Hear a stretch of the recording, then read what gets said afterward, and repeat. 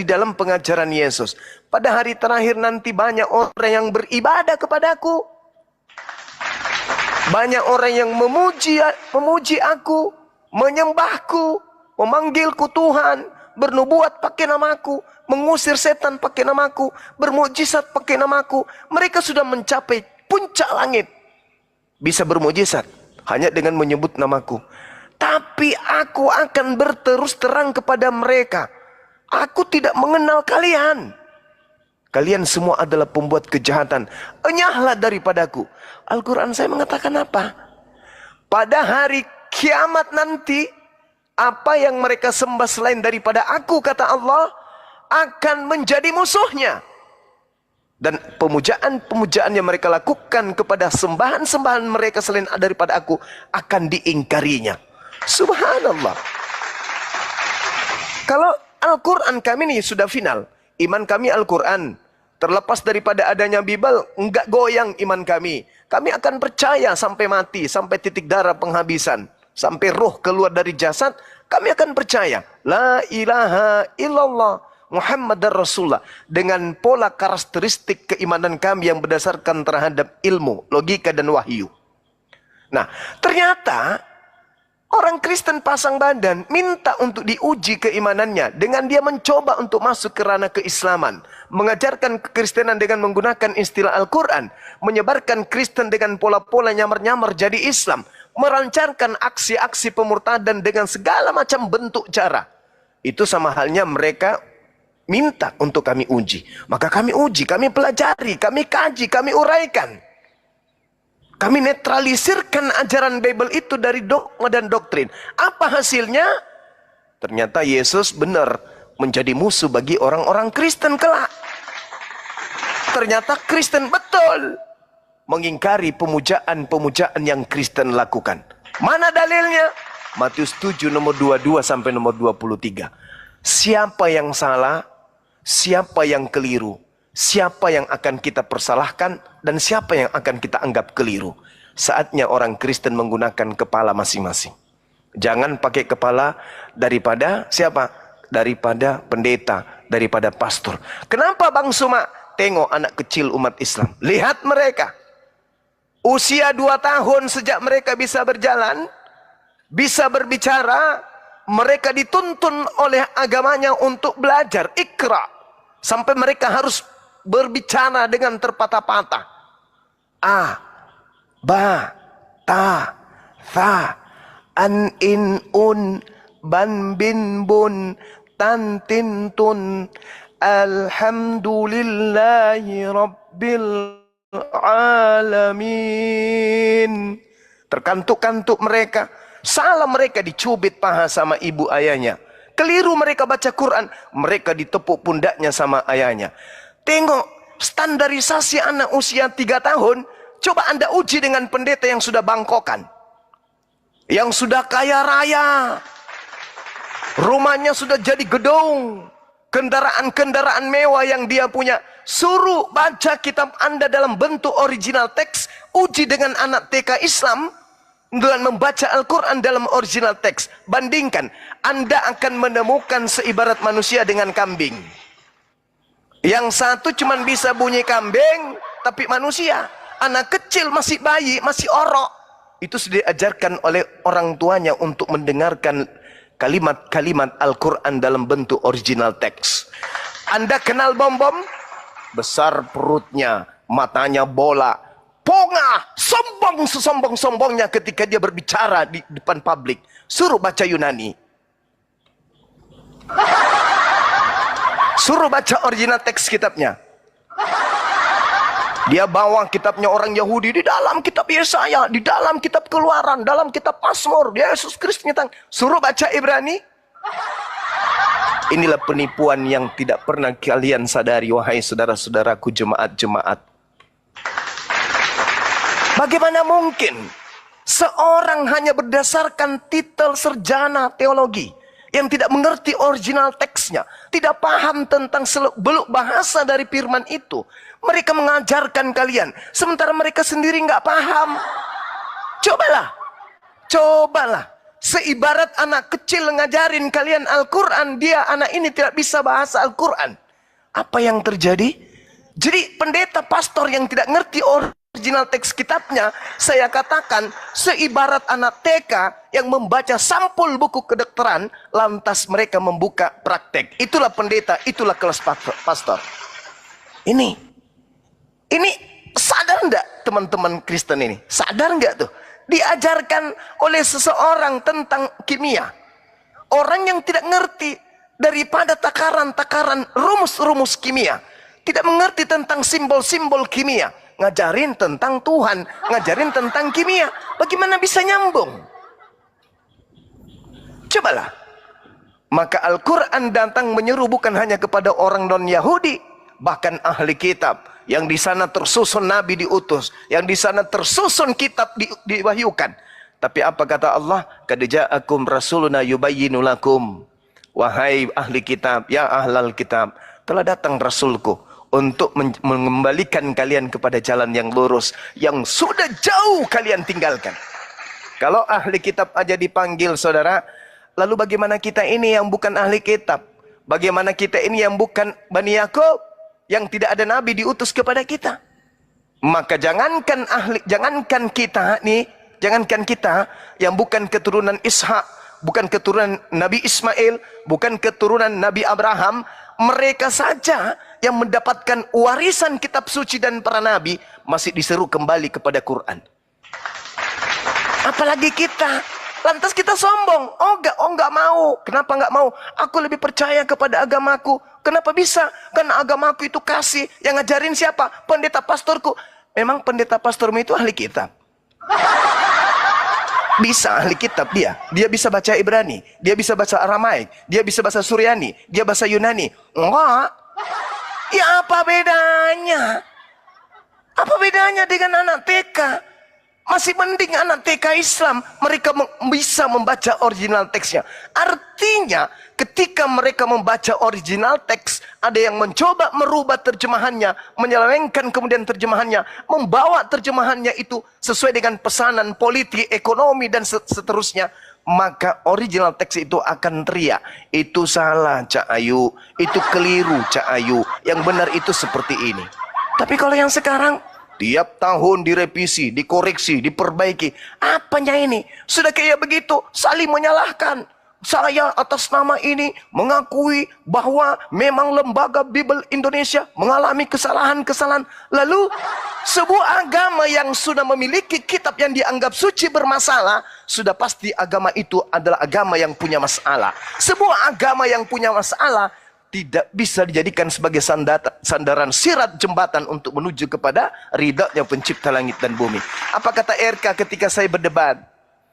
Saya memang mengakui bahwa di dalam lembaga terbitan lembaga Indonesia itu ada kesalahan. Oke. Lu pikir itu masalah biasa?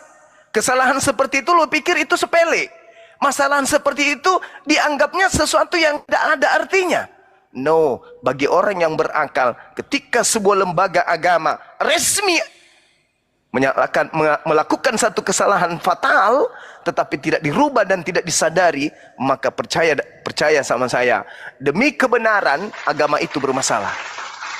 Karena yang disebut kalam ilahi, yang disebut firman Tuhan, mustahile bisa dikoreksi oleh manusia, mustahile bisa diperbaiki oleh manusia, mustahile bisa direvisi oleh manusia.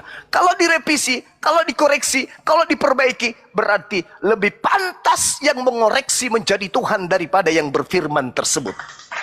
Lebih pintar yang mengoreksi daripada yang berfirman. Lebih hebat yang mengoreksi, yang merevisi daripada yang berfirman. Dengan demikian, harusnya yang kalian sembah adalah yang mengoreksi, jangan yang berfirman. Nah inilah hal yang perlu kemudian Islam itu datang. Inilah hal kenapa Nabi Muhammad itu diutus. Apa kata Yesus dalam kitab kalian? Dia akan datang mengajarkan segala kebenaran, keadilan, dan penginsapan dunia akan dosa. Kenapa dunia itu harus diinsapkan? Karena pengajaran Kristus, penyembah Kristus palsu sudah menyebar ke seluruh penjuru dunia. Maka harus ada yang diutus untuk membersihkan dunia ini dari dosa. Siapa itu? dinul Islam. Saya kira begitu sebagai penutup pada malam hari ini. Silakan teman-teman yang mau mengambil alih.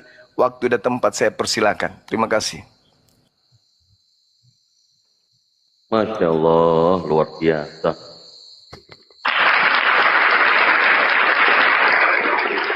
Baik, ada tamu baru, kita sapa dulu. My Lord. Selamat malam, My Lord. Selamat malam Bang, ya silakan. Ya, ada yang mau didiskusikan? Bentar izin Bang Dito, mending siap. fokus ke Bang Krisna dulu, Oh ya, baik. Bang Lord nggak lagi ngapa-ngapain ya, sabar dulu ya. Silakan, Krisna.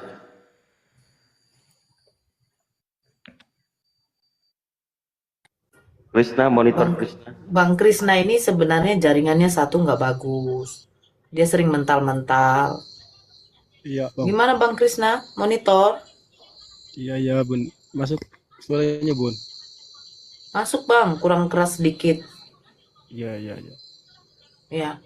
Silakan Bang. Bagaimana menurut Abang Ini yang dipaparkan oleh Bang Zuma? Saya kan mau bertanya ini. Kalau di dunia itu kan banyak agama, kenapa harus Islam? Silakan ya, Bang Zuma. itu aja, Bunda. Baik, di dunia ini ada banyak agama, kenapa harus Islam? Bang Zuma? Iya. Mohon izin. Kenapa harus Islam? Islam itu apa? Kok harus Islam sih? Islam itu berasal dari akar kata salam. Salam artinya selamat, damai sejahtera. Bagaimana manusia itu kemudian dikatakan bisa selamat? Ya harus damai sejahtera. Bagaimana manusia itu harus damai sejahtera? Ya harus selamat. Berarti solusinya kemana? Ya ke Islam. Itu yang pertama. Yang kedua, agama samawi itu ada 3. Yang pertama Yahudi, yang kedua Nasrani, yang ketiga adalah Islam. Yahudi adalah sebuah pengajaran yang diajarkan kemudian oleh pencipta langit dan bumi kepada Bani Yakub dari keturunan Yehuda. Maka kelompok ini memiliki sebuah ajaran yang mana ajaran itu ya hanya untuk orang-orang Yahudi saja. Kita bukan orang Yahudi. Kita tak ada di sana berarti. Apakah pertanyaannya, apakah cuman orang Yahudi yang mau selamat? Yang ingin damai sejahtera? Tentu tidak, bukan? Kemudian, agama langit yang kedua adalah Nasrani.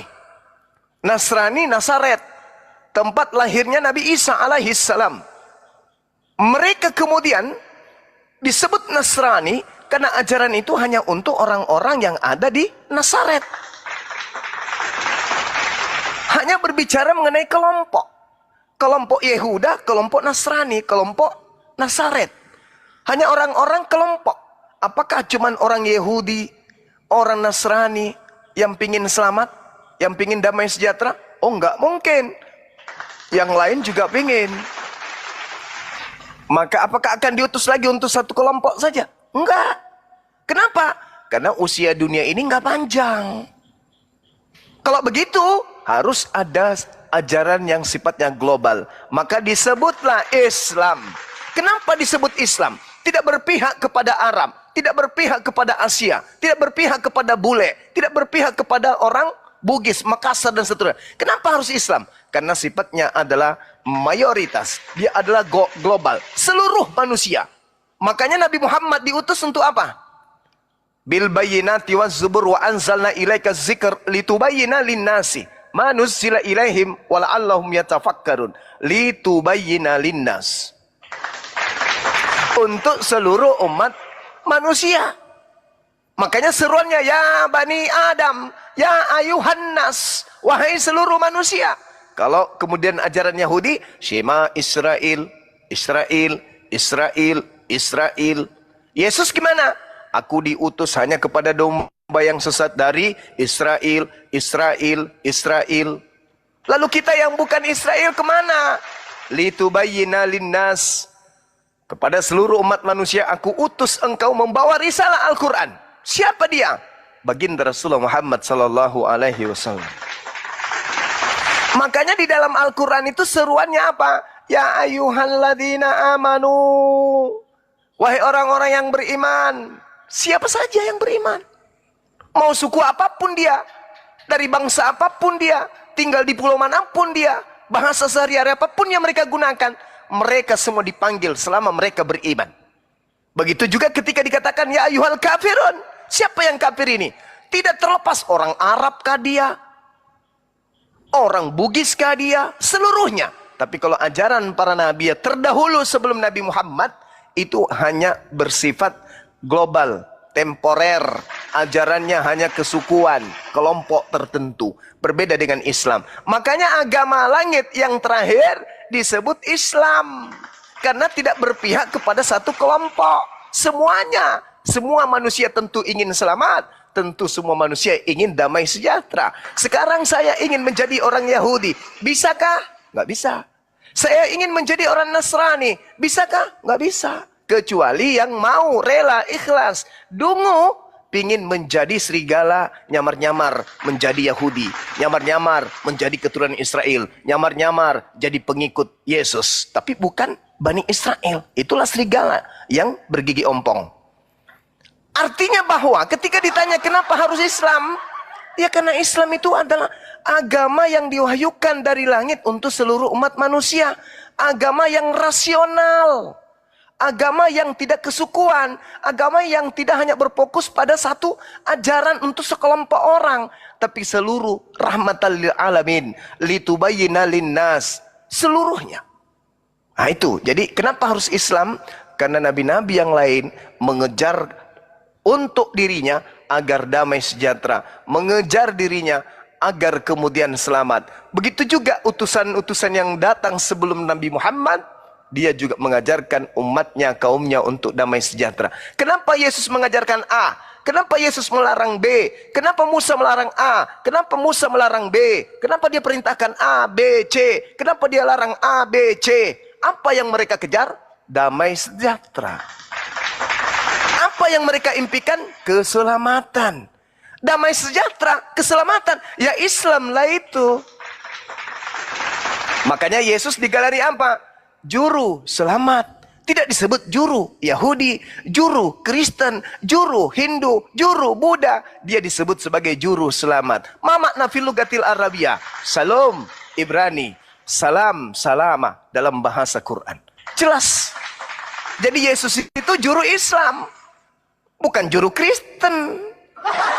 Yang juru Kristen itu ya Kristus yang keluar dari kubur. Itu berbeda. Itu berbeda, yang keluar dari kubur itu berbeda. Berbeda oknum dengan Kristus yang datang mengajarkan damai sejahtera. Yang juru selamat itu berbeda dengan dia Kristus yang keluar dari kubur, itu beda. Demikian, mungkin ada tambahan dari adik-adik saya, teman-teman saya, silakan. Masya Allah, sudah cukup mantap, luar biasa. Kami pun juga mengambil jadi suatu hikmat pada saat ada yang bertanya seperti itu, kita semuanya sudah catat. Masya Allah. Barakallahu fiik. Berenda. Oke, ini host itu Chris udah kelihatan belum di bawah? Karena dia sering mental karena akunnya private, hanya host yang bisa melihat permintaannya. Boleh nggak ada, belum ada Kang Dito. Fokus ke ini aja dulu sekarang. Nanti sambil nunggu Bang Krisnanya. Baik. Siap. My Lord, open your mic. Silakan dibuka mute-nya. Ya, silakan Bang, ya. Apa yang mau didiskusikan, silakan bernarasi terlebih dahulu, kemudian apa yang mau ditanya dan didiskusikan. Silakan. Oke, saya buka di surat Al-Anfal ya, ayat 55. Di situ disebutkan sesungguhnya makhluk bergerak yang bernyawa yang paling buruk seburuk-buruknya dalam pandangan Allah ialah orang kafir karena mereka tidak beriman. Terus ayat kedua dari surat Al-Bayyinah ayat 6. min syarul bariyah. Sesungguhnya orang kafir, orang munafik dari ahli kitab Yahudi, Nasrani itu adalah seburuk-buruknya makhluk, sejahat-jahatnya ciptaan. Nah, dari kedua ayat ini baru saya temui di Islam, karena di kitab agama lain, di Kristen atau Yahudi atau Hindu, tidak pernah sang pencipta menyebut ciptaannya sendiri sebagai seburuk-buruknya makhluk, sejahat-jahatnya ciptaan, atau sejelek-jeleknya makhluk hidup gitu ya. Baru di Quran doang saya lihat gitu. Ya, silakan tanggapannya. Terima kasih. Masa sih? Ya, Masya Allah. Jadi kalau di dalam Al-Quran yang Anda sebutkan tadi, Innal ladzina kafaru, ini sudah berbicara mengenai tentang orang ingkar. Orang ingkar nih yang diceritain. Iya, Orang kalau yang di kitab lain maupun itu kalau tidak beriman pun tidak sampai disebut seperti itu, Pak. Oke, baik. Sekarang saya ingin tahu, makhluk yang paling buruk menurut pandangan saudara sebagai seorang Kristen di hadapan Tuhan itu apa? Yang paling buruk, Iya. ya iblis. Iblis. Izinkan saya, iblis di dalam kitab saudara itu terindikasi kalau diumpamakan dengan binatang disebut apa? Nggak ada, dia kan makhluk halus, Pak. Di dalam pengajaran kitab Kejadian 2, Kejadian 3, iblis itu disebut dengan sebutan apa? Ular. Bagus sekali. Bukankah di dalam kitab Anda orang-orang Yahudi disumpahi dengan ribuan ayat? Jangankan di perjanjian lama, saya ambil contoh di dalam kitab perjanjian baru Matius 23. Izinkan saya. Kita mulai data nomor 15.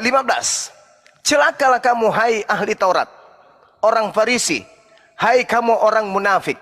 Nomor 16. Celakalah kamu hai pemimpin-pemimpin buta. Nomor 17. Hai orang-orang yang bodoh, orang-orang buta, apa yang lebih penting, emas atau bait suci? Nomor 18. Bersumpah demi mesbah. Siapa mereka ini? Mereka adalah orang-orang celaka. Apa gelar yang diberikan kepadanya? Baca nomor 36.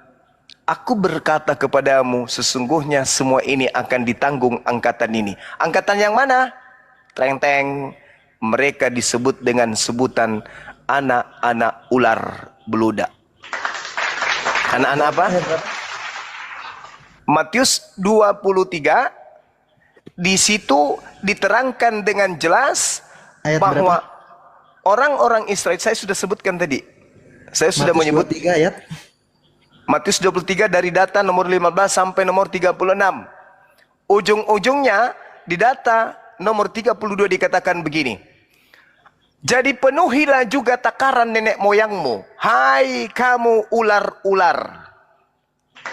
Hai kamu keturunan ular beludak.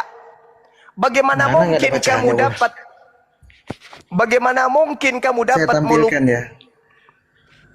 Bagaimana mungkin kamu dapat meluputkan diri dari hukuman neraka?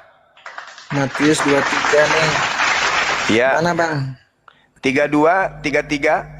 Nah, di situ, di 33 tuh.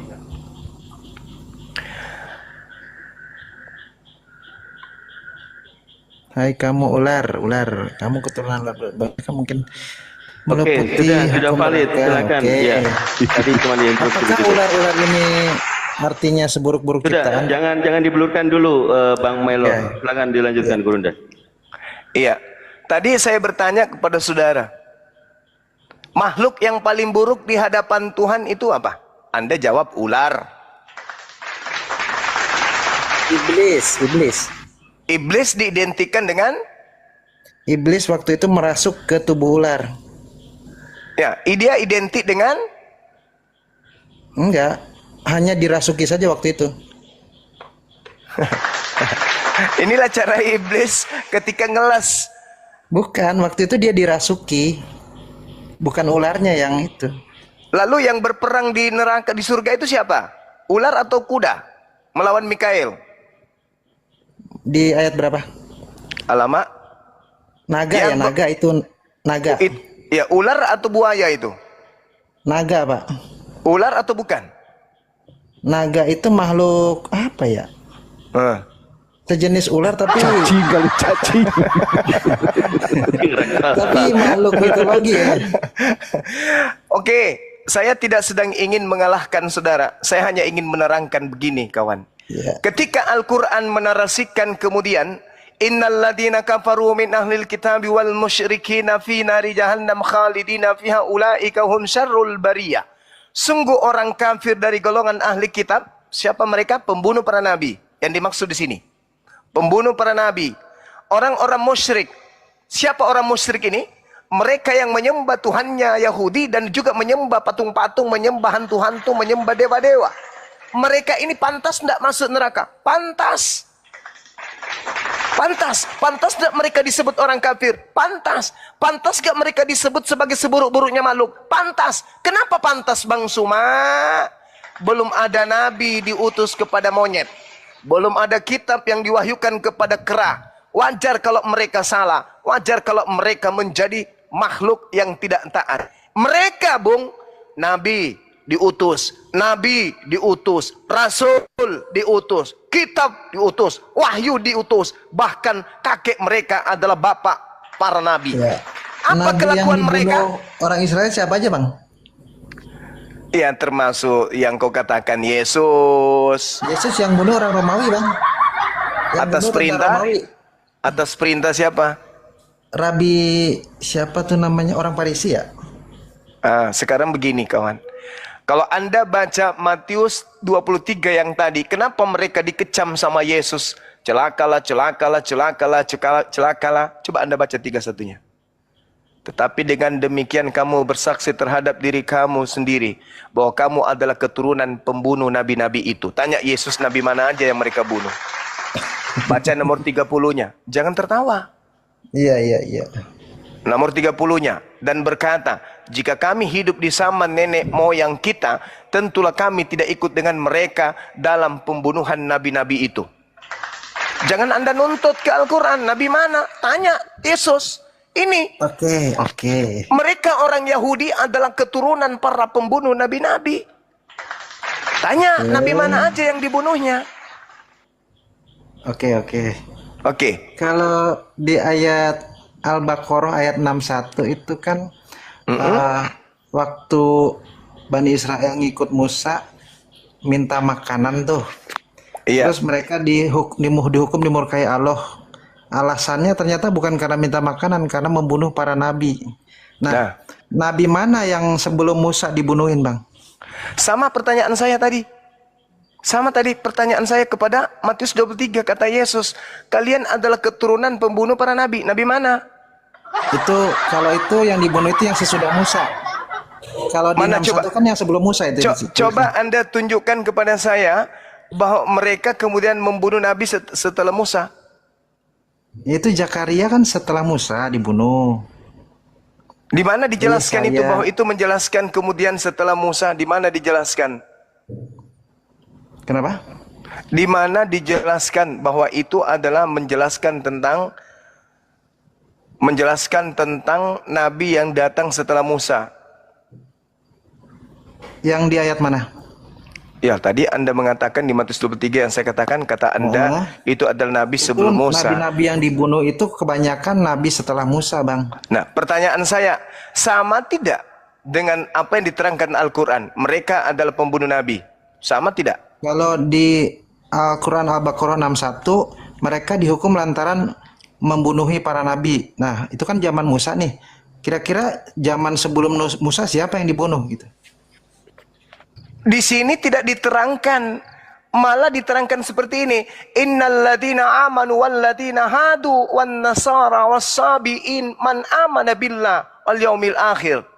Malah mereka dikatakan sebagai orang-orang yang ada di antara mereka yang beriman, mereka itu adalah orang yang diselamatkan oleh Allah.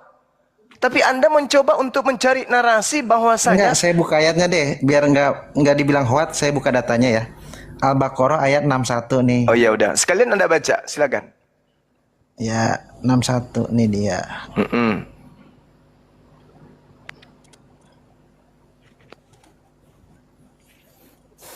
dari atas ya.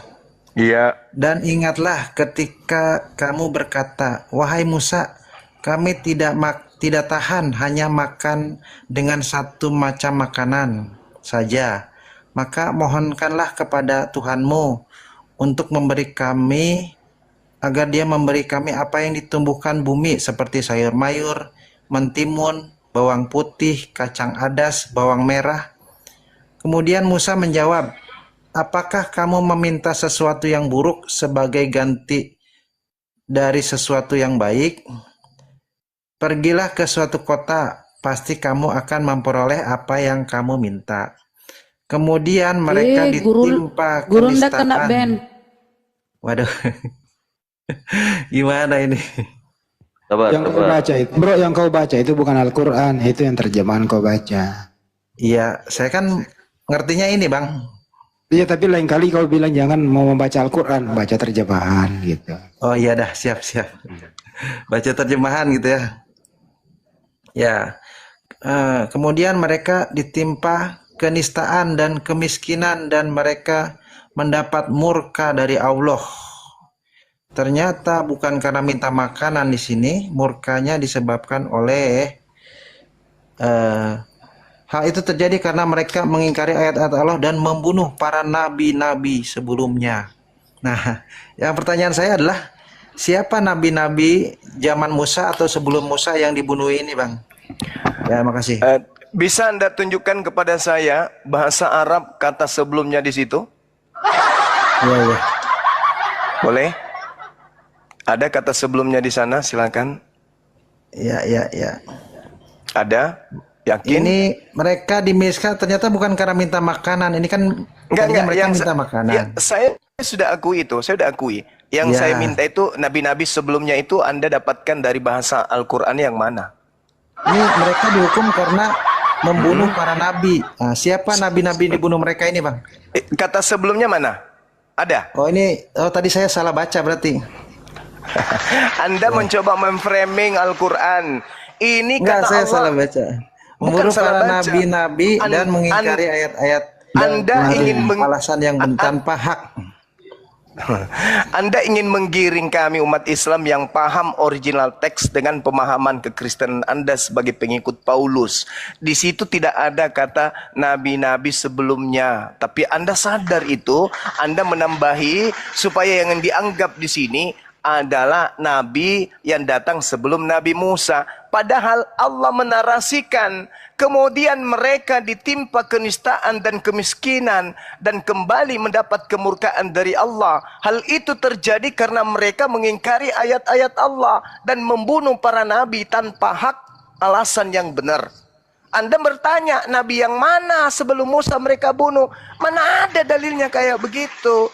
Anda harus tahu, setelah mereka dikeluarkan dari tekanan Fir'aun,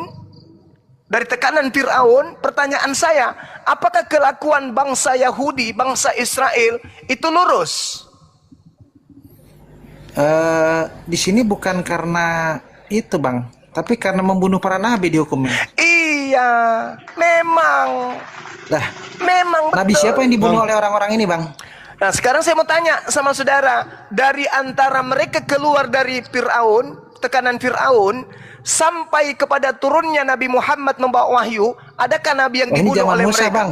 Belum Itu sampai ke tidak situ. berbicara Nabi Musa. Ini bukan berbicara mengenai Nabi Musa. Ini keterangan yang datang kepada Nabi Muhammad, koplak. Ini Nah, keterangan ini kan zaman yang datang. Musa nih, ini zaman Nabi Musa. Musa, ini Nabi Musa diceritakan. Tetapi apa kata Allah kepada Nabi Muhammad? Apa kata kata Allah kepada Nabi Muhammad setelahnya? Boleh saya bilang, Bang? Iya, silakan. Maylor ini Kristen nggak, Bang? Kristen dia, sama murid Paulus. Suka silat lidah. Iman saya dia itu. Iya, makanya. Begini, saya kasih nasihat buat si Maylor. Pelajari dulu simpang siur itu. Baru kamu belajar Al-Quran. Belajar tanpa guru itu sama aja sama orang bodoh. Kan nanya Dia doang, Bang. Nanya boleh kan? dia Gratis kan? dia tidak belajar Quran. Dia mencoba untuk mengobati luka sebagai Kristen. Ingin mencari supaya kami juga umat Islam luka. Padahal Al-Quran ini perintah kepada Nabi Muhammad. Wa iskultum, dan ingatlah. Siapa yang disuruh mengingat di situ? Nabi Muhammad. Jadi ini keterangan Nabi Muhammad, keterangan Allah kepada Nabi Muhammad. Bukan Tuhan sedang menceritakan tentang keadaan pada masa itu. Tetapi ini keterangan Allah kepada Nabi Muhammad. Kemudian mereka ditimpa kenistaan dan kemiskinan. Kapan itu? Ada nggak sejarahnya mereka terombang-ambing kemudian di Babilonia? Ada nggak? Di pembuangan. Ada nggak? Ada yang ngerti nggak itu? Iya, di situ dia dimurkai bukan karena minta makanan ternyata kan. Memang nggak ada di situ diceritakan dimurkai Tapi karena membunuh para nabi. Padahal Ada mereka yang awalnya bertanya. cuma minta makanan kan. Bro, izin dulu ya. Ini kan Anda yang bertanya. Kenapa Anda yang nerangin? Atau dibalik Banyu nanya Al-Quran ke Anda yang nerangin mau? Sudah dia membingungkan. Iya memang karena kamu Kristen, kamu pasti bingung. Kamu pasti bingung. Namanya Kristen. Kristen itu, dengarkan ini. Seluruh Indonesia harus dengar ini. Orang Kristen itu kebanyakan kalau bertanya tentang Al-Quran paling kritis. Wah, paling hebat. Kalau tanya tentang terjemahan Al-Quran, wah, orang yang paling kritis pokoknya. Pokoknya tidak boleh ada daun kering yang berjatuh tanpa kita kasih alasan. Kenapa daun itu berjatuh? Ketika dia jatuh ke tanah, kenapa arahnya tidak mengarah ke selatan? Terus kenapa harus tangkainya dulu? Kenapa bukan daunnya dulu? Terus kenapa ketika dia jatuh ke bawah, bunyinya tidak seperti daun kering? Kenapa daunnya kayak piring? Nggak boleh kayak begitu. Harusnya kalau dipandang dari kiri, dia harus nampak seperti daun kelapa. Tapi faktanya, saya lihat dari kanan, dia nampak seperti daun serai. Nggak bisa, nggak boleh. Harus kayak gini, harus kayak gitu. Itulah Kristen. Itulah Kristen. Tapi coba tanya dia tentang Bible, lumpuh. Kalau bisa dia jadi kecoa aja, penting jangan kau tanya tentang Bible-nya. Jangan kau tanya tentang Bible Kristen itu, jangan. Mereka akan seperti batu nisan kuburan Cina kalau kau tanya tentang Bible. Wah, paling tidak pernah menggunakan akal. Kenapa Tuhanmu jadi manusia? Karena dia maha kuasa. Kenapa Tuhanmu dilahirkan manusia? Karena dia maha kuasa. Kenapa Tuhanmu dibunuh manusia? Karena dia maha kuasa. Kenapa Tuhanmu mati? Karena dia maha kuasa. Itulah dia. Terlontar ungkapan-ungkapan yang tidak rasional alias irrasional. Tapi kalau bertanya tentang terjemahan Al-Quran, wah kayak gitu tadi. Kayak gitu. Kenapa begini? Kenapa begitu? Itunya kenapa? Kenapa itunya? Kenapa bagaimana? Di mana dan kemana? Untuk siapa dan kapan? Ah, itulah Kristen. Itulah Kristen. Itu tipikal itu. Itu sudah dibawa dari rahim ibunya tuh.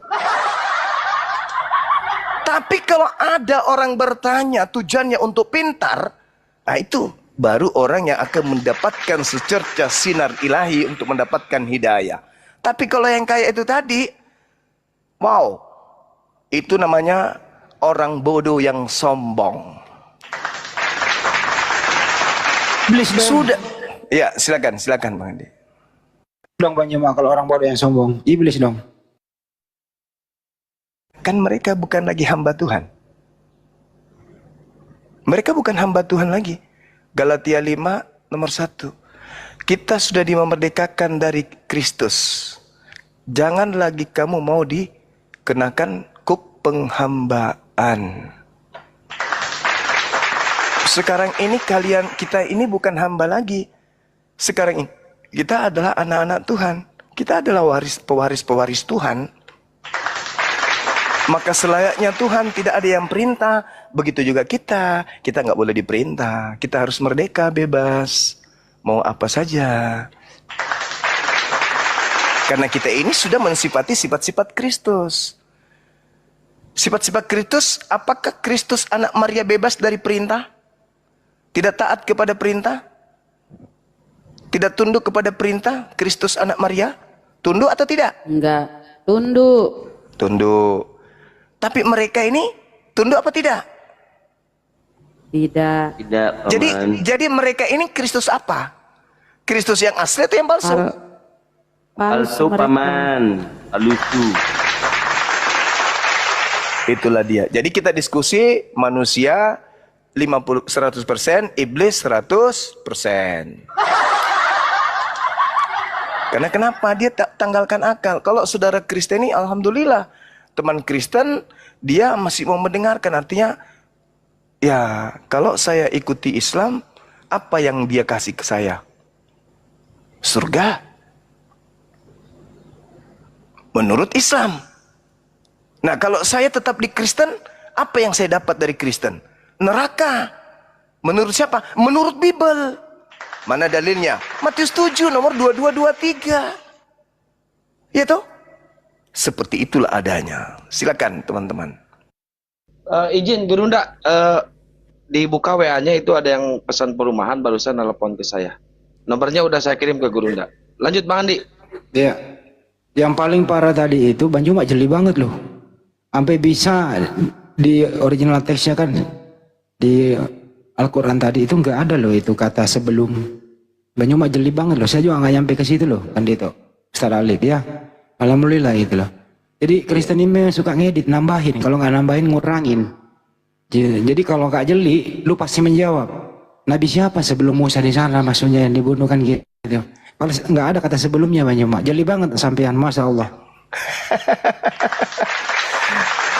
Muridnya Bang Handi, siapa dulu Bang Handi? Masya Allah. Lanjut. Itulah saya maksud teman-teman. Kalau nggak ngerti Al-Quran ya jangan coba-coba dah. Kamu akan tergiring loh. Kalau nggak jeli kayak Bang Juma. Yakin, bener. Yakin kamu akan tergiring. Pasti kamu berusaha menjawab sebelum Nabi Musa siapa yang dimaksud. Kalau tidak ada kata sebelum. Nabi Musa itu lanjut ke bawah. Diberitakan kepada Nabi Muhammad SAW bahwa ada Nabi yang dibunuh. Bukan sebelumnya. Nah ini kalau kau terpana, terpaku di sana. Na'udzubillah min dzalik. Selesai kau menjadi seorang muslim. Begitu kira-kira. Lanjut. Iya. Makanya dikatakan Al-Quran, Dinda, wa ikhwanuhum yamuddunahum fil ghayyi tsumma la yuksirun. Saudara-saudara iblis itu akan membantu iblis di dalam mendurhakai Tuhan. Saya ulang, saudara-saudara iblis itu adalah kafir, si kafir, pengikut Kristus. Dia akan membantu iblis untuk mendurhakai Tuhan. Makanya Al-Quran seruannya apa? Kenapa kita harus ada di sosmed ini? Sebagai pasukan yang kemudian membatasi pergerakan-pergerakan pemurtadan dan pendangkalan akidah. Apa kata Allah? Innal ladzina amanu yuqatiluna fi sabilillah. Oke, kita bangga dengan itu. Kita lihat, kita teropong ke depan. Siapa musuh kita? Walladzina kafaru fi sabilit tagut.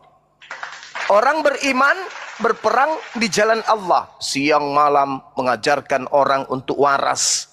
Mengajarkan orang untuk menghargai Yesus. Untuk memuliakan Yesus. Untuk mensucikan Yesus dari fitnah. Itu orang yang berjuang di jalan Allah. Tapi yang di depan, apa kata Allah? Mereka pun akan melakukan perlawanan dengan perang di jalan tagut, jalan iblis.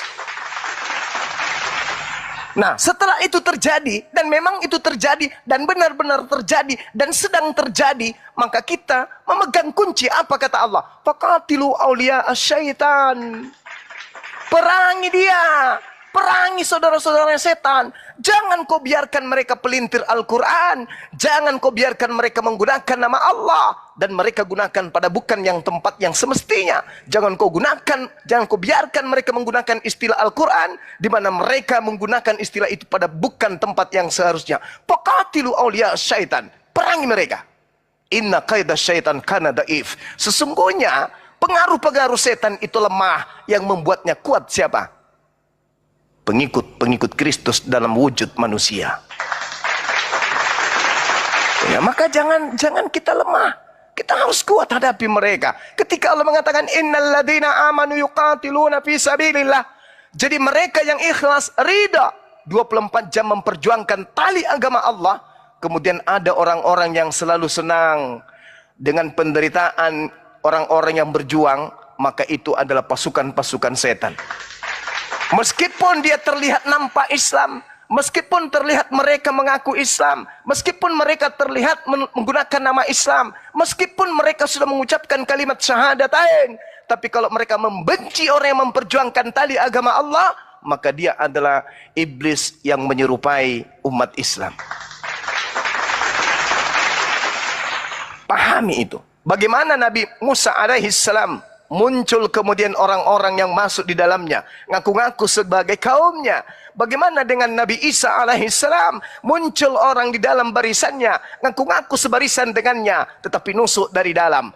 Ingat bagaimana Yesus kemudian, orang-orang yang menjadi orang pilihannya, di antaranya ternyata ada iblis. Begitulah yang ada di akhir zaman ini. Ada orang yang sedang memperjuangkan tali agama Allah, memperjuangkan akidah Islam, dia malah kemudian marah, sirik, dengki, iri, hasad, husud, sari santet kemana-mana dan seterusnya. Ada yang seperti itu. Maka mari yuk teman-teman yang mendengarkan di bawah, yang ada di TikTok, yang ada di YouTube, dimanapun Anda berada, dukung pergerakan apologet Islam Indonesia.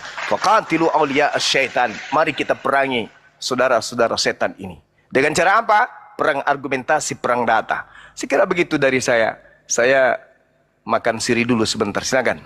Baik, Allah Akbar, Allah Akbar, Allah Akbar. Baik, Krisna sudah di atas lagi. Krisna boleh di open mic-nya. Kalau tadi bertanya tentang kenapa harus Islam sudah dijabarkan, izinkan saya coba mengingatkan kembali Krisna. Krisna Iya, Bang. masih menganggap Tadi terlempar saya. iya. Krisna masih menganggap sebagai hamba Tuhan atau mau memilih jadi anak Tuhan?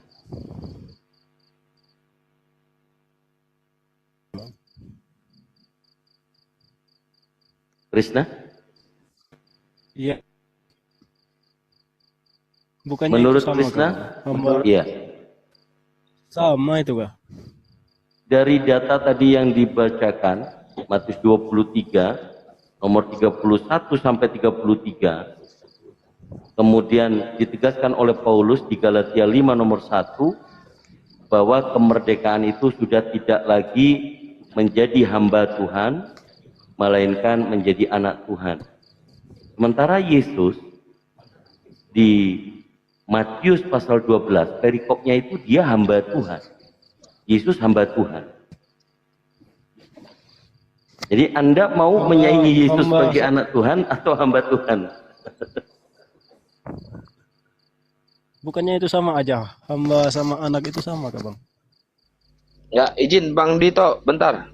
Ini Ya. ribut yang di bawah host tidur, host tidur. Barusan saya ngomong kan, masa host tidur? Ada yang mau syahadat katanya.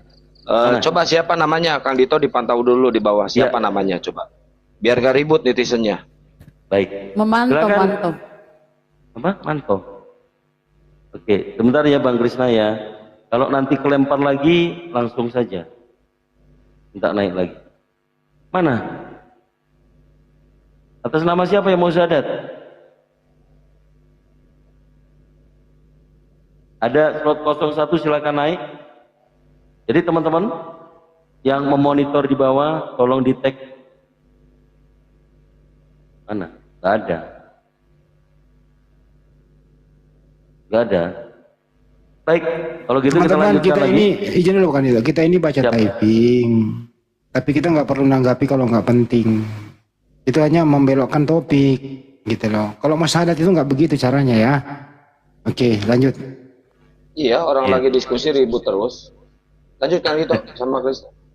Baik. Ustaz Alif udah monitor mungkin? Ya Ustadz. Monitor pamanku. Oh iya, sembari Bang Zuma lagi apa? Susur, bikin kinang. Ya, Krisna ada mau ditanya lagi silakan.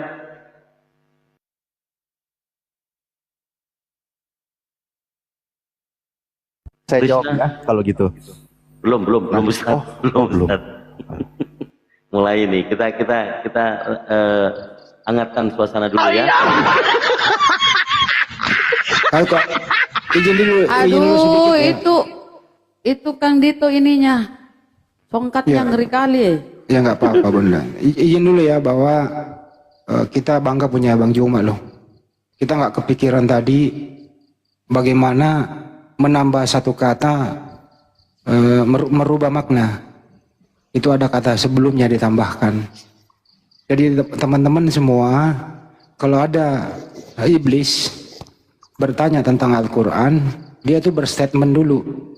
Nah, statementnya inilah yang membuat Anda kalau tidak jeli langsung menjawab, Anda akan mengalami kesulitan. Jadi sengaja membelokkan dulu maknanya, kalau nggak ditambah dikurangi, yang jelas diedit. Assalamualaikum warahmatullahi wabarakatuh. Waalaikumsalam warahmatullahi wabarakatuh. Terus saya lanjutin dulu dikit ya. Terus kemudian jangan langsung main jawab. Itulah malam ini benar-benar nih tidak ada yang bisa dari kita semua yang ada di sini ya.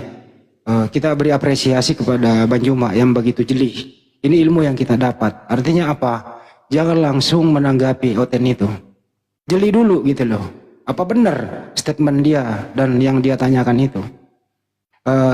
Kenapa demikian? Dia meniru bosnya yang ada di Lembaga Bible Indonesia itu. Penuh editan. Kemudian dipercaya. Nah, mereka membawa kepercayaan mengedit, terus dipakai caranya supaya umat Islam ini kalah dalam berdiskusi. Nah, itulah yang disebut perilaku iblis yang nyata. Waspadalah terhadap iblis yang nyata. Terima kasih. Baik, memang kita harus jeli sih. Saya pun juga kalau ada pertanyaan seputaran ayat-ayat suci Al-Quran, saya harus siapkan data dari beberapa tafsir dulu. Kalau dari terjemahan, saya juga tadi sependapat dengan Bang Handi bahwa Al-Quran itu bukan terjemahan, tapi memang bandel. Saya bilang pada si Hale ya, sudah dapat jabatan khusus dari saya, itu Raja Monyet, bukan lagi Raja Debat, karena udah 8 kali bertanya, menipu, dia bilang Al-Quran yang dibaca terjemahan. Semoga menjadi pembelajaran buat saudara-saudara Kristen ya. Ingat, Al-Quran bukan terjemahan. Gitu. Sama kemarin ya. Kemarin di komelnya Bang Faruk. Oh, si Oten nih. Hadis ini, dia bawa hadis mutiara. Kata, loh, ada hadis mutiara. Mana coba? Coba buka. Mau tahu di mana?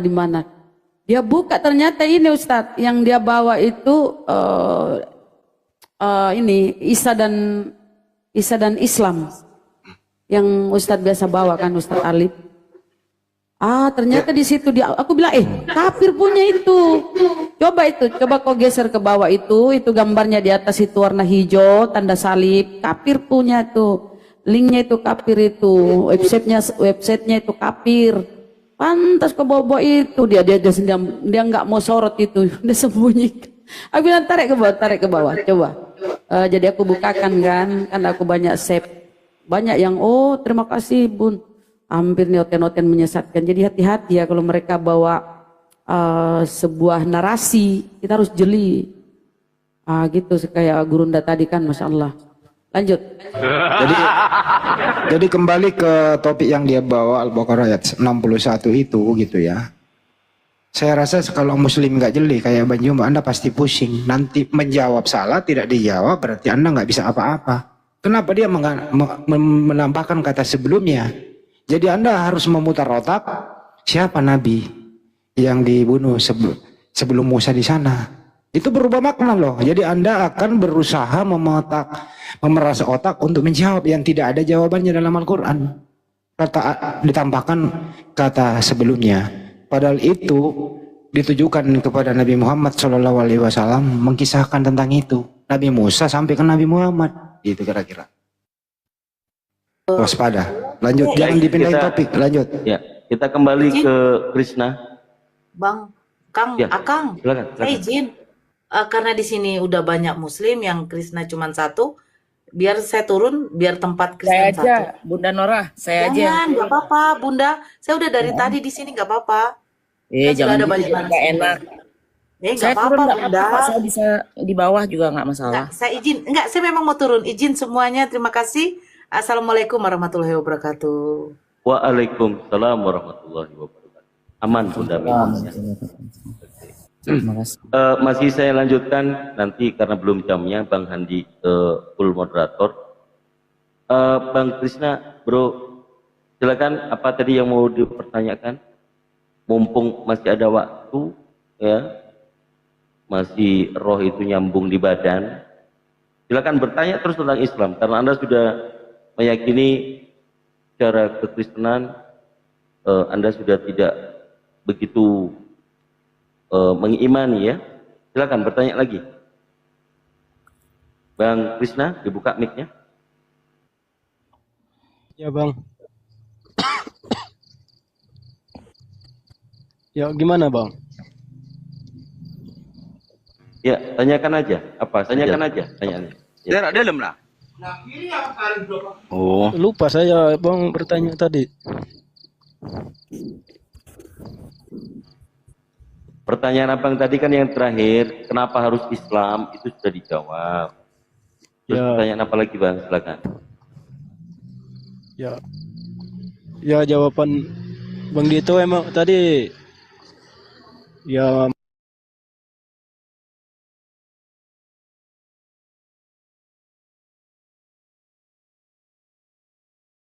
Apa dia nggak lempar batu? Dia mengampuni nggak perempuan itu? Dia nggak lempar batu nggak? Dia katanya tadi Yesus mengampuni dosa. Dia mengampuni nggak dosa perempuan itu? Dia diampuni dosanya Yesus ini. Dia bilang pulang dan jangan berbuat dosa lagi. Iya, itu setelah Yesus menyadari dirinya tidak melempar batu kan? Memang bangsa. Yesus tidak melempar batu itu. Itu Yohanes 7 ya. Ini gua bacain Yohanes 7 nih ya. Perhatikan di sini kawan-kawan. Ini Kores ini nggak berbohong sesuai yang tertulis ya.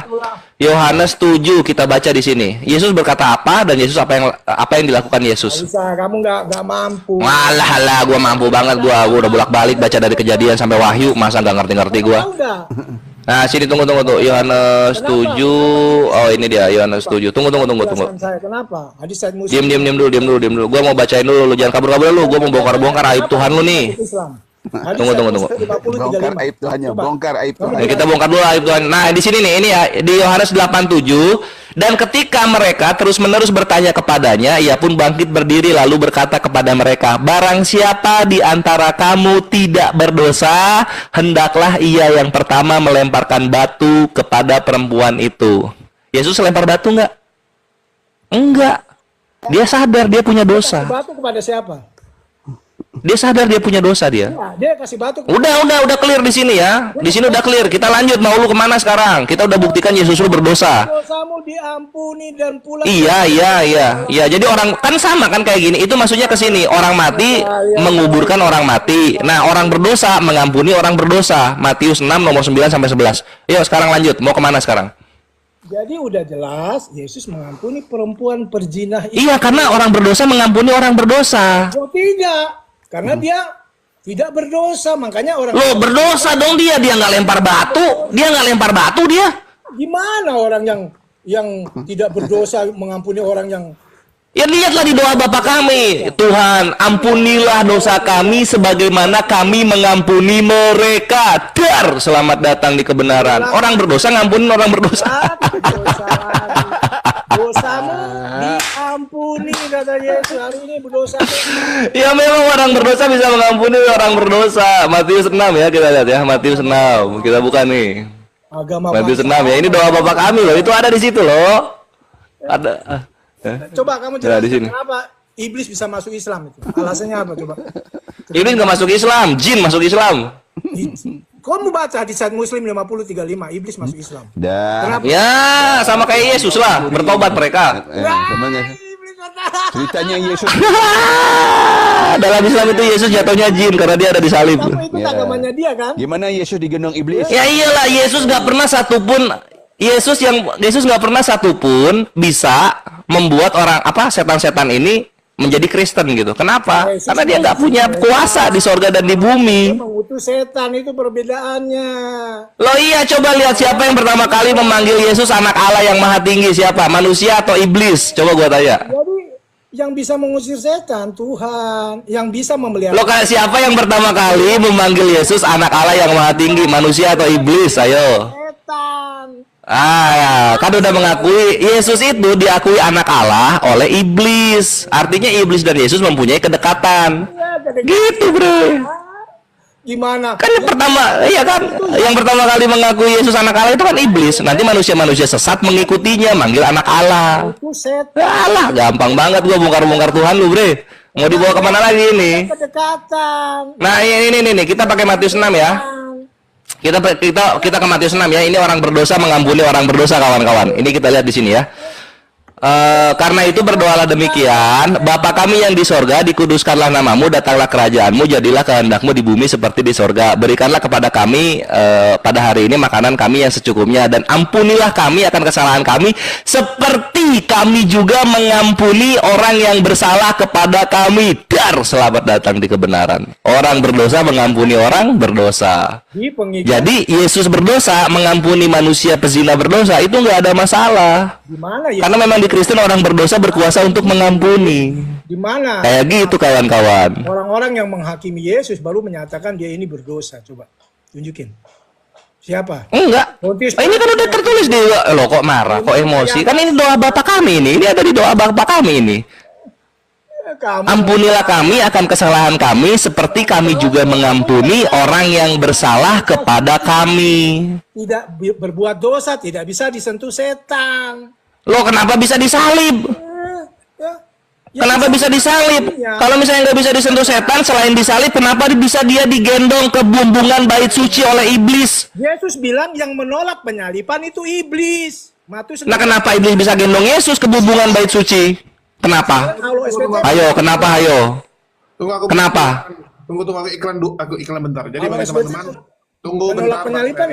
Tunggu Bang Steril. Ya, bagi teman-teman jangan lupa tap-tap layar ya, karena ini mulai keras, jadi takutnya kena tombak ya, karena ini lagi berguguran komal-komal. Jadi jangan lupa tolong di tap-tap layar dan diberikan love orange-nya supaya komal kita kuat. Oke, lanjut. Oke, kita lanjut ya. Ini tolaklah, penyaliban kan hukum pagan. Nah, saya bicara dulu, nanti gantian kan. Iya, enggak, gua udah tahu penyaliban ditolaklah oleh Allah Subhanahu wa taala. Kan itu hukum pagan. Yesus katakan iblis itu menolak penyaliban. Nah, LSBT menolak penyaliban enggak? Iyalah, kan hukum pagan. Nah, berarti dia iblis. Loh, kalau misalnya iblis menolak, kenapa dia membisiki Yudas untuk membunuh Yesus? Aneh banget. Permusuhan dan kebencian sampai hari kiamat. Lah, kenapa Yudas itu dia dibisikin iblis? Harusnya kan dibisikin Allah Bapa kalau memang iblis nggak setuju. Maidah 64 data ya. Oh, bisa lah, gue juga pakai data. Kita buka 1 Korintus 5 nomor 5 nih. Kita buka perannya siapa? Perannya iblis. Nah, kita buka. Ayo, apa? Lu bacain dulu yang lu bacain dulu yang lu. Permusuhan dan kebencian sampai hari kiamat. Siapa yang melakukan permusuhan dan kebencian? Tuhan atau musuhnya Tuhan? Tuhan lah. Siapa? Tuhan lah. Nah, sekarang kita baca iblis ya. Iblis lihat nih. Iblis di 1 Korintus 5 nomor 5. Orang itu harus kita serahkan dalam nama Tuhan Yesus kepada iblis sehingga binasa tubuhnya agar rohnya diselamatkan pada hari Tuhan. Siapa yang diselamatkan pada hari Tuhan? Siapa yang diselamatkan pada hari Tuhan ketika rohnya diberikan kepada iblis? Siapa? Kamu ditanya nggak bisa jawab. Loncat. Iblis juru selamat pada hari Tuhan, iblis. Anjir. Ini 1 Korintus 5 nomor 5 ya, kawan-kawan ya. Ini disimpan 1 Korintus 5 nomor 5. Orang itu harus kita serahkan dalam nama Tuhan Yesus kepada iblis sehingga binasa tubuhnya agar rohnya diselamatkan pada hari Tuhan. Jadi iblis sama Yesus sama-sama juru selamat, satu pribadi mereka. Rasa takut teror. Sama-sama juru selamat, iblis sama Yesus, anjir. Lucu. Teror. Apa sih? 1 An-Nafal 12. Siapa? Siapa memberi rasa takut teror? Tuhan. Ya Tuhan, berarti Tuhan kamu iblis. Loh, enggak, kan di sini iblis juru selamat pada hari Tuhan. Allah memberikan rasa teror kepada kafir, tapi kafir itu diselamatkan pada hari Tuhan oleh iblis. SBT memberi rasa ketakutan. 1 Korintus 5 nomor 5, iblisnya juru selamat pada hari Tuhan. Ayo, mau apa lu? Gua kunci ini iblis. Menimbulkan permusuhan dan kebencian sampai hari. Tapi iblis menyelamatkan pada hari Tuhan. 1 Korintus 5 nomor 5.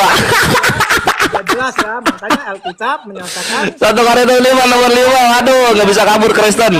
Jadi terus di bawah ini Ikhwan 1 Korintus 5 nomor 5. Di sini dikatakan orang-orang berdosa diberikan kepada iblis agar rohnya diselamatkan pada hari Tuhan. Anjir, menyedihkan.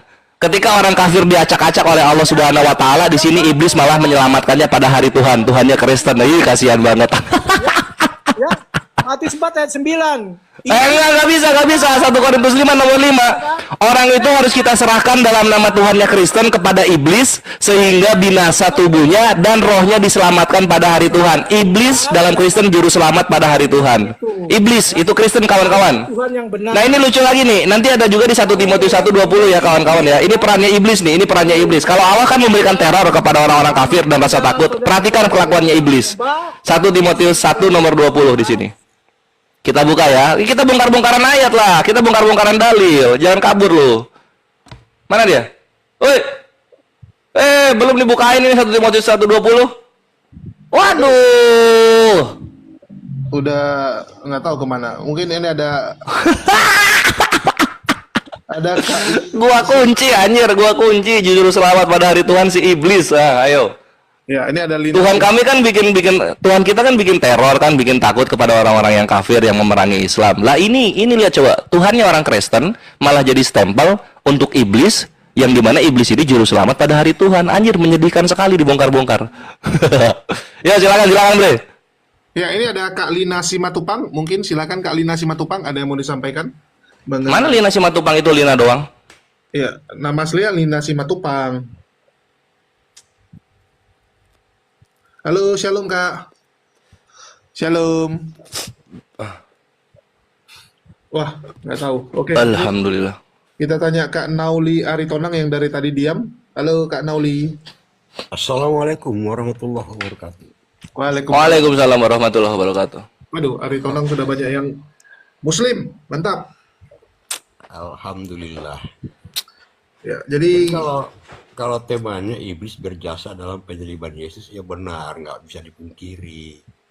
Karena iblis yang membisiki Yudas, sehingga Yudas bersedia menyerahkan Yesus dengan bayaran 30 keping sikel. Betul. Nah, jadi ya berjasa benar. besar itu. Karena kalau tanpa iblis merasuki Yudas nggak mungkin lakukan hal itu gitu. Yudas tuh orang baik, coy. Yudas tuh orang baik, gara-gara kerasukan. Kalau nggak kerasukan dia nggak salah. Bahkan Wa'labu tuh berani berdebat dengan teman-teman Kristen bahwa Yudas masuk surga menurut si Wa'labu ya. Wa'labu tuh kan ngotot bilang, wah Yudas tuh terpilih spesial, dia punya peran yang sangat luar biasa. Istilahnya tuh jadi ya, jadi kalau teman-teman kan tahu kadang-kadang ada yang jadi good cop, ada yang jadi bad cop gitu kan. Sebenarnya tujuannya sama gitu. Tujuannya tuh untuk satu tujuan, tapi yang satu perannya jadi penjahatnya gitu. Nah, jadi kayak misalnya bapaknya yang bagian marah anaknya, nanti mamanya yang bagian untuk menghibur. Tapi tujuannya sama sebenarnya. Nah, itu jadi iblis dan Yesus bekerja sama. Ada kong kali kong nampaknya ini.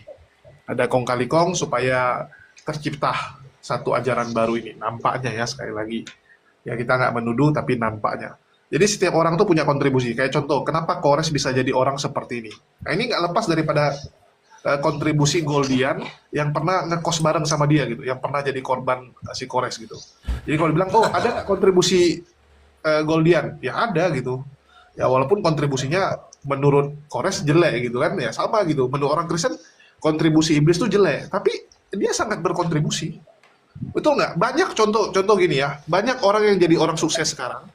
Gara-gara apa? Gara-gara dulu dia ditolak. Ya mau kerja ditolak. Contoh, dulu Jack Ma ditolak bekerja. Kalau dulu dia diterima kerja, dia cuma jadi pegawai kantoran, nggak jadi orang kaya. Itu dia berterima kasih, dulu dia ditolak. Ya banyak orang seperti itu. Saya berterima kasih karena dulu saya ditolak oleh si A, si B, si C, sehingga saya termotivasi untuk jadi orang lebih baik. Itu kontribusi loh. Ya, harusnya kita berterima kasih. Banyak orang seperti itu. Dia berterima kasih gara-gara dulu pernah ditolak. Contoh misalnya, ada seorang cowok.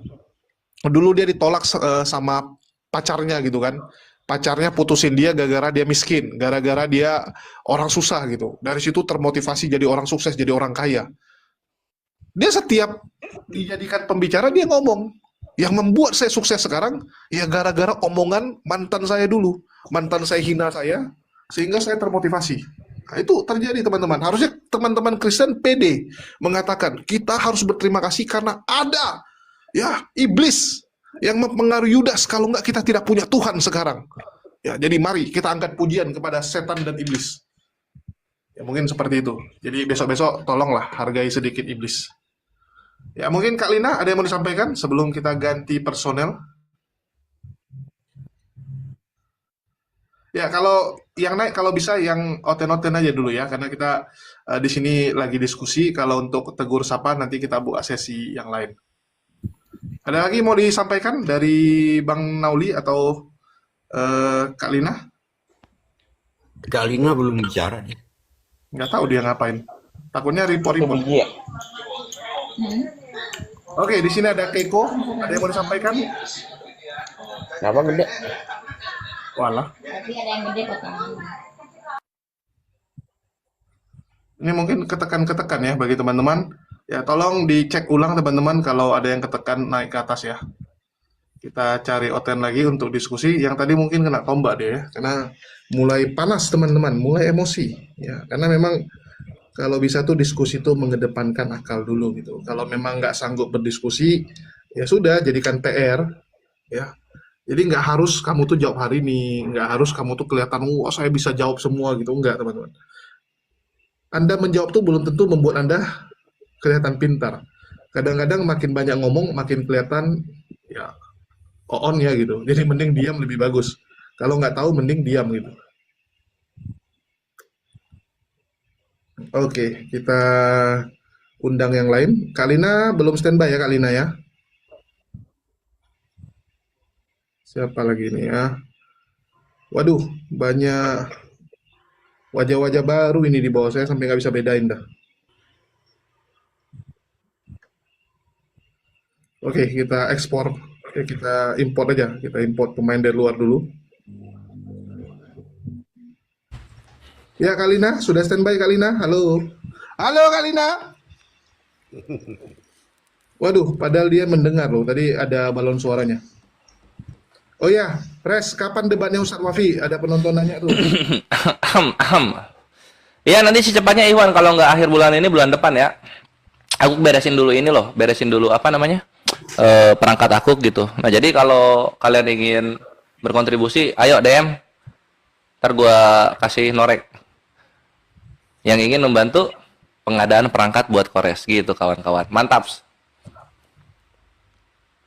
Ya, jangan lupa teman-teman, mau melihat Kores kembali open data, silakan berkontribusi ke rekening saya ya, jangan rekening Kores. Blok. Oke, ada Maklin, ada yang mau disampaikan dengan Maklen atau Maklin? Dia mau ngomong cuma nggak bisa dia, ada kendala sama ininya. Asam lambungnya? Bukan, apa sama mic-nya itu loh. Oh, pikirin sama asam lambungnya.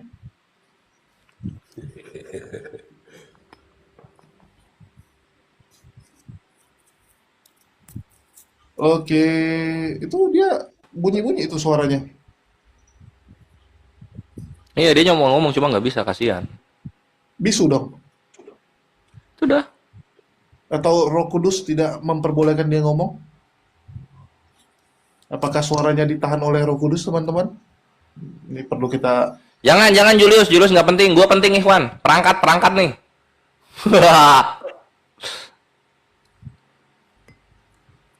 Oke, kita turunin saja karena Kak Linanya hanya jadi... Bukan. Nggak tahu Lina Wijaya kemana, tenggelam dia. Semenjak namanya naik di pelaporan, jadi pendiam dia. Siapa? Lina Wijaya. Oh, Lina Wijaya. Masa ya? Oh iya, nggak pernah muncul lagi dia.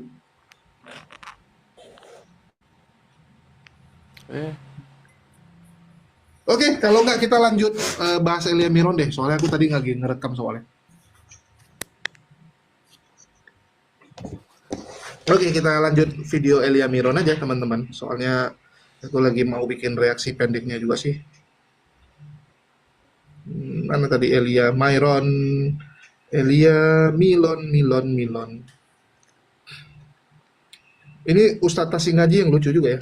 Jadi balas pantun sama Sofiatul. Yang panen malah Wak Labu. Wak Labu ini kadang nggak tahu diri ya. Dia udah hina-hina Edis, tapi masih jualan konten Edis juga dia. Parah kali anak nih. Yang kedua, baik itu secara majazi. Nanti tapi kalau ada muslim yang ternyata apa